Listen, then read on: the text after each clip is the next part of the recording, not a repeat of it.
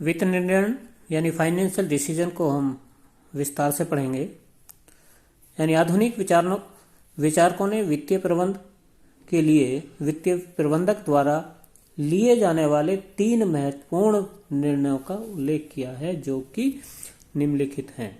जो हमने पीछे बताए थे वही है विनियोग निर्णय, इन्वेस्टमेंट डिसीजन। दूसरा है वित्त व्यवस्था निर्णय और लाभांश निर्णय, डिविडेंड डिसीजन। पहला विनियोग निर्णय, इन्वेस्टमेंट डिसीजन। इसका अभिप्राय यह निर्धारित करने से है कि कोषों का विनियोग विभिन्न संपत्तियों में किस प्रकार किया जाए ताकि वे निवेशकों के लिए अधिकतम संभव आय अर्जित करने योग्य हों। यानी व्यवसाय के लिए जो संपत्तियां प्राप्त की जाती हैं 2 प्रकार की होती हैं, दीर्घकालीन संपत्तियां, दूसरी अल्पकालीन संपत्तियां। इसी आधार पर विनियोग निर्णय को 2 भागों में बांटा जा सकता है। पहला है दीर्घकालीन विनियोग निर्णय, लॉन्ग टर्म इन्वेस्टमेंट डिसीजन। इसे पूंजी बजटिंग यानी कैपिटल बजटिंग निर्णय कहा जाता है। इसका संबंध दीर्घकालीन संपत्तियों में विनियोग से है, जैसे एक नई मशीन क्रय करना।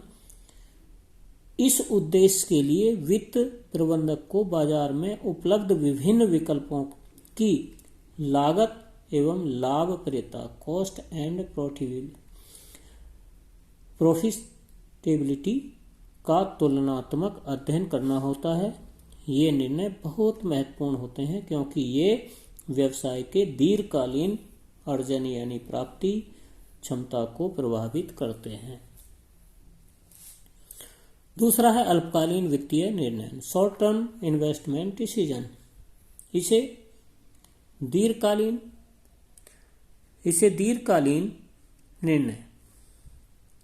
दीर्घकालीन निर्णय का प्रबंध यानी वर्किंग कैपिटल मैनेजमेंट कहते हैं। इसका संबंध अल्पकालीन वित्तीय जैसे रोकड़, स्टॉक, देनदार आदि के विनियोग से है। वित्तीय प्रबंधक को यह सुनिश्चित करना होता है कि इन संपत्तियों में प्राप्त विनियोग हो क्योंकि इससे व्यवसाय की तरलता प्रभावित होती है। इस उद्देश्य के लिए इन संपत्तियों की लाभप्रदता तथा तरलता की तुलना की जाती है। अब आता है विनियोग निर्णय को प्रभावित करने वाले घटक, फैक्टर्स अफेक्टिंग इन्वेस्टमेंट डिसीजन।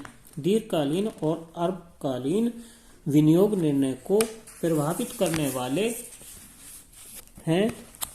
पहला है दीर्घकालीन विनियोग निर्णय अथवा पूंजी बजटिंग निर्णय को प्रभावित करने वाले घटक ये कौन से हैं? इसमें दीर्घकालीन यानी लॉन्ग टर्म और कैपिटल बजटिंग डिसीजन को। दीर्घकालीन विनियोग निर्णय को प्रभावित करने वाले घटक, परियोजना का रोकड़ प्रभाव, cash flow of the project. विनियोग निर्णय अथवा पूंजी बजटिंग निर्णय का संबंध दीर्घकालीन वित्तियों से है। इन संपत्तियों पर अनेक वर्षों तक रोकड़ का जाना आना यानी कैश आउटफ्लो और कैश इनफ्लो लगा रहता है। विनियोग की जाने वाली धनराशि को कैश फ्लो आउटफ्लो यानी कैश आउटफ्लो तथा आय के रूप में प्राप्त होने वाली धनराशि को कैश इनफ्लो कहते हैं। विनियोग निर्णय पर अंतिम फैसला लेने से पहले cash outflow and cash inflow का गहन परीक्षण करना यानी अध्ययन करना या विश्लेषण करना होता है। दूसरा है आय की दर, रेट ऑफ रिटर्न। जैसा कि संभव है कि एक परियोजना दूसरी परियोजना से अधिक लाभदायक न हो। विभिन्न परियोजनाओं की लाभदायिता को निर्धारित करने का आधार आय की दर होती है। आय की दर की गणना योजना से संबंधित आय व जोखिम दर के आधार पर की जाती है। यदि दो परियोजनाएं एक ही जोखिम श्रेणी की हों तो उस परियोजना का चयन किया जाएगा जिसकी आय दर अधिक होगी। दूसरा है संबंधित विनियोग कटौती, इन्वेस्टमेंट क्राइटेरिया इन्वॉल्व्ड। जब एक निवेशक दीर्घकालीन संपत्तियों में विनियोग करता है तो उसकी अनेक कटौतियां हो जाती हैं। हो जाती हैं। ये कटौतियां कौन सी है? आवश्यक धनराशि है, ब्याज दर है, यानी ब्याज की दर है, आय की दर है, रोकड़ प्रभाव है आदि है। ये सभी तत्व निर्धारित करते हैं कि कोई विशेष विनियोग किया जाए अथवा नहीं। इस उद्देश्य के लिए पूंजी बस्टिंग पद्धतियां यानी कैपिटल बस्टिंग टेक्निक को लागू करके अंतिम निर्णय लिया जाता है। अब आती है दूसरी वित्तीय यानी अल्पकालीन निर्णय, विनियोग निर्णय को प्रभावित करने वाले घटक, factors affecting short term investment decision. यह निर्णय कार्यशील पूंजी यानी वर्किंग कैपिटल के प्रबंध से संबंधित होता है। व्यवसाय में कार्यशील पूंजी की पर्याप्त मात्रा को निरंतर बनाए रखने के लिए यानी रखने को ही कार्यशील पूंजी का प्रबंध कहते हैं। यानी उसकी पर्याप्त मात्रा को निरंतर बनाए रखने को कार्यशील पूंजी का प्रबंध कहते हैं। यह कार्यशील पूंजी की मात्रा पर्याप्त मात्रा का होना इस बात की ओर संकेत करता है कि इसकी मात्रा न तो आवश्यकता से अधिक होनी चाहिए और न ही कम। ये दोनों ही परिस्थितियां हानिकारक होती हैं। यदि कार्यशील पूंजी आवश्यकता से अधिक होगी तो इससे तरलता यानी लिक्विडिटी में तो वृद्धि होगी लेकिन लाभप्रदता में कमी आएगी। जैसे एक कार्यशील पूंजी के रूप में अधिक रोकड़ रख लिया जाए तो आवश्यकता से अधिक पूंजी बेकार पड़ी रहेगी और लाभप्रदता कम होगी। इसके विपरीत यदि कम चालू संपत्तियों की मात्रा बहुत कम हो तो दैनिक व्यय या देनदारों को भुगतान करने में कठिनाई आएगी। अब दूसरा आता है वित्त व्यवस्था निर्णय, फाइनेंशियल डिसीजन।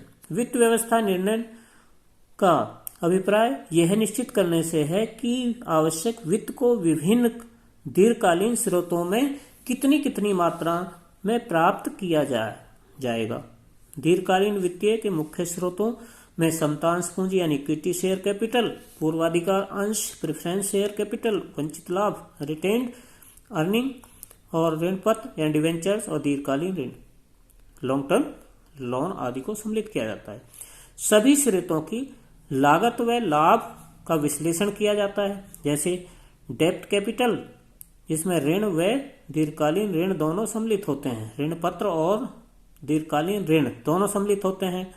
इससे सस्ता स्रोत है लेकिन ये सबसे सस्ता स्रोत है लेकिन ब्याज के भुगतान व मूल राशि की वापसी पर बोझ लगातार कंपनी पर रहता है। दूसरी ओर कंपनी समतांश और पूंजी अंश का लाभांश के भुगतान व पूंजी अंश की वापसी के बारे में स्वतंत्र होती है लेकिन अत्यधिक समता अंशधारियों के होने के नियंत्रण ढीला पड़ जाने की संभावना रहती है। इसमें इसके रिक्त समता अंश पूंजी सबसे महंगी पूंजी भी होती है। इस प्रकार अनेक तत्वों का विश्लेषण करने के बाद दीर्घकालीन पूंजी स्रोतों का अनुपात निश्चित किया जाता है। अब इसके वित्त व्यवस्था निर्णय प्रभावित करने वाले घटक, फैक्टर्स इफेक्टिंग फाइनेंशियल डिसीजन।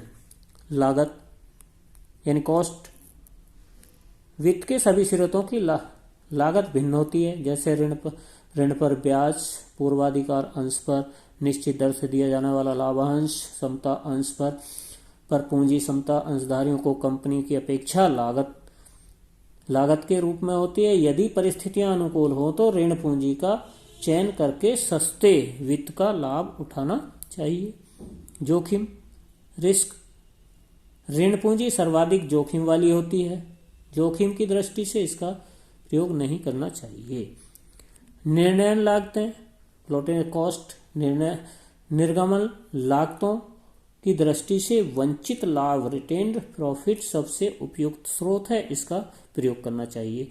रोकड़ प्रवाह स्थिति कैश फ्लो पोजीशन, यदि कंपनी की रोकड़ प्रवाह स्थिति अच्छी हो तो ऋण पर ब्याज व मूल राशि की वापसी का अनुमान यानी भुगतान आसानी से किया जाता है। अतः सस्ते वित्त का लाभ उठाने के लिए ऋण पूंजी को प्राथमिकता देनी चाहिए। पांचवा है स्थायी प्रचलन लागतों का स्तर, level of fixed operational cost. व्यवसाय में मुख्यतः दो तरह की लागतें होती हैं, स्थायी प्रचलन लागतें यानी फिक्स्ड ऑपरेटिंग कॉस्ट जैसे भवन का किराया, वेतन, बीमा प्रीमियम आदि, और स्थायी वित्तीय लागतें फिक्स्ड फाइनेंशियल कॉस्ट, इसमें ऋण पर ब्याज आदि। यदि व्यवसाय में स्थायी प्रचलन लागतें अधिक हो तो स्थायी वित्त लागतों को न्यूनतम रखना बेहतर रहता है। तो ऋण पूंजी का प्रयोग नहीं करना चाहिए। इसके विपरीत यदि स्थायी प्रचलन लागतें कम हो तो ऋण पूंजी का प्रयोग करना लाभदायक होता है। नेक्स्ट है नियंत्रण को मानना, कंट्रोल, कंसिडरेशन। कंपनी पर अंतिम नियंत्रण समता अंशधारियों को होता है। जितने अधिक समता अंशधारी बढ़ेंगे उतना ही नियंत्रण अधिक लोगों के हाथों में चला जाएगा। यह एक अच्छी स्थिति नहीं है। अतः ऋण की दृष्टि से समता अंश पूंजी से बचना चाहिए। पूंजी बाजार की स्थिति, स्टेट ऑफ कैपिटल मार्केट, तेजी काल में अधिक लाभ होते हैं, इसलिए लोग समता अंशों में विनियोग करना पसंद करते हैं। इसके विपरीत मंदी काल में लाभ कम होते हैं, लोग निश्चित लाभ अर्जित करने के उद्देश्य से ऋण पूंजी को प्राथमिकता देते हैं। अतः पूंजी बाजार की स्थिति को ध्यान में रखकर ही वित्त स्रोत का चयन करना चाहिए। अब आता है लाभांश निर्णय, डिविडेंड डिसीजन। इसका अभिप्राय यह निश्चित करने से है कि लाभ का कितना हिस्सा लाभांश के रूप में अंशधारियों को दिया जाए और कितनी भावी आवश्यकताओं को पूरा करने के लिए संचित यानी रिटेन्ड प्रॉफिट के रूप में व्यवसाय में ही रोक दिया जाना चाहिए। प्राय अंशधारी चाहते हैं कि उन्हें अधिक से अधिक लाभ मिले और प्रबंधक चाहते थे अधिक से अधिक लाभ भावी आवश्यकताओं को पूरा करने के लिए उद्देश्य व्यवसाय में ही रख लिया जाए। यहाँ पर भी वित्तीय प्रबंधक को संतुलन की स्थिति बनानी पड़ती है ताकि दोनों पक्षकार संतुष्ट रहें। इस निर्णय को अधिशेष निपटान निर्णय यानी डिस्पोजल ऑफ सरप्लस डिसीजन भी कहते हैं। लाभांश निर्णय को प्रभावित करने वाले घटक, फैक्टर्स अफेक्टिंग डिविडेंड डिसीजन। आय की मात्रा, अमाउंट ऑफ अर्निंग। लाभांश का भुगतान निर्णय वंचित यानी संचित लाभों में से किया जाता है, यानी लाभांश का भुगतान वर्तमान व संचित लाभों में से किया जाता है। अतः लाभों की कुल राशि कितनी अधिक होगी उतना ही अधिक लाभांश दिया जा सकता है। आय की स्थिरता, स्टेबिलिटी ऑफ अर्निंग। एक कंपनी जितनी आय स्थिर होती है यानी जिनकी आय स्थिर होती है वह अधिक लाभांश घोषित करने की स्थिति में होती है तथा उसके विपरीत होती है। लाभांश की स्थिरता, stability of dividends. Her company प्रति अंश लाभांश को स्थिर रखने की नीति को अपनाती है। यह लाभांश की स्थिरता का अभिप्राय लाभांश के किसी भी स्थिति में कम न होने देने से है। लाभांश स्थिर रहे अथवा बढ़े तो अच्छा है। इस दृष्टि से आय के थोड़े से परिवर्तन से लाभांश दर को न तो घटाना चाहिए और न ही बढ़ाना चाहिए। चौथा आता है विकास की संभावनाएं, ग्रोथ अपॉर्चुनिटीज। यदि कंपनी को विकास की अधिक अवसर उपलब्ध हैं तो इसे अधिक वित्त की आवश्यकता होगी। ऐसी स्थिति में कंपनी आय की अधिकतम भाग प्रतिधारित रिटेन करना चाहिए और कम भाग लाभांश रूप में वितरित करना चाहिए। रोकड़ प्रवाह स्थिति, कैश फ्लो पोजीशन। लाभांश के भुगतान से रोकड़ निर्वाह यानी आउटफ्लो होता है। यदि कंपनी की आय पर्याप्त हो सकती है परंतु यह संभव है कि इसके पास लाभांश का भुगतान करने के लिए आवश्यक रोकड़ नहीं। इस प्रकार कंपनी की रोकड़ स्थिति लाभांश निर्णय का एक मुख्य निर्धारण है। इसकी अच्छी कंपनी की रोकड़ स्थिति होगी, उतनी ही अधिक लाभांश भुगतान करने की क्षमता भी होगी। नेक्स्ट आता है अंशधारी प्राथमिकता, शेयर होल्डर्स प्रेफरेंस। प्रत्येक यानी विनियोग की दृष्टि से अंशधारी दो तरह के होते हैं, जो निश्चित नियमित आय यानी रेगुलर इनकम के लिए कंपनी में विनियोग करते हैं, तथा जो लाभ यानी जो पूंजी लाभ कैपिटल गेन अर्जित करने के लिए कंपनी में विनियोग करते हैं। यदि अधिकतर अंशधारी पहली तरह के हों यानी जो आय नियमित आय चाहते हैं यानी पहली तरह के हों, तो कंपनी को उन के द्वारा अपेक्षित लाभांश आवश्यक घोषित करना चाहिए। यदि इसके विपरीत हैं तो अधिकतर अंशधारी दूसरी तरह के हैं, तो लाभांश घोषित करने के बारे में कंपनी स्वतंत्र रहती है। कर नीति क्या है अब इसमें? अगर कर नीति यानी टैक्सेशन पॉलिसी, लाभांश निर्णय कुछ सीमा तक कर नीति पर भी निर्भर करता है। यदि लाभांश पर कर की दर अधिक हो तो कम लाभांश देना बेहतर रहेगा, और इसके विपरीत है, लाभांश पर कर की दर कम होती है तो इस स्थिति में अधिक लाभांश दिया जाना उचित होता है। आजकल अंशधारियों के हाथों में लाभांश आयकर मुक्त है। इस दृष्टि से अंशधारी अधिक लाभांश प्राप्त करना पसंद करेंगे। नेक्स्ट है अंश बाजार प्रतिक्रिया, स्टॉक मार्केट रिएक्शन। लाभांश व अंशों के बाजार मूल्य में सीधा संबंध होता है।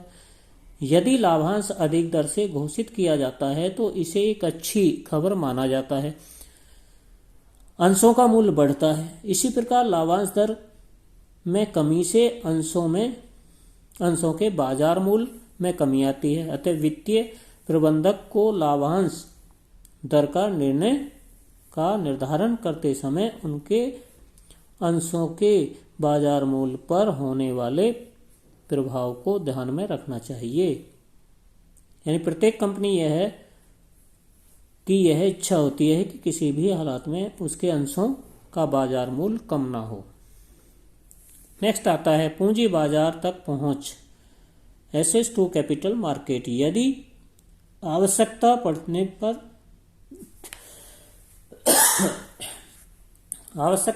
पर कंपनी बाजार से आसानी से वित्त एकत्रित कर सकती है तो इसे अधिक लाभांश घोषित कर देना चाहिए, अन्यथा नहीं। वैधानिक बंधन, लीगल कंस्ट्रेंट। कंपनी की लाभांश नीति वैधानिक प्रावधानों के अनुसार होनी चाहिए। वैधानिक प्रावधानों के अनुसार कंपनी की वित्तीय स्थिति यानी अंश पूंजी पेड अप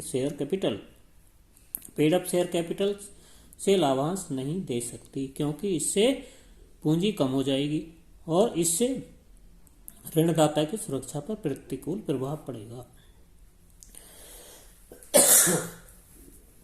इसलिए यह बात ध्यान में रखनी चाहिए कि लाभांश पूंजी में से नहीं दिया जा रहा है।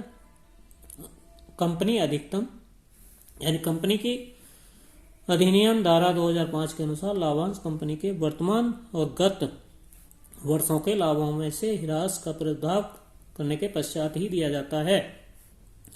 नेक्स्ट आता है अनुबंधित बंधन, कॉन्ट्रेक्चुअल कॉन्ट्रैक्ट। यह कंपनी ऋण के रूप में वित्त प्राप्त करती है तो ऋणदाता कंपनी द्वारा लाभांश देने पर प्रतिबंध लगा सकती है।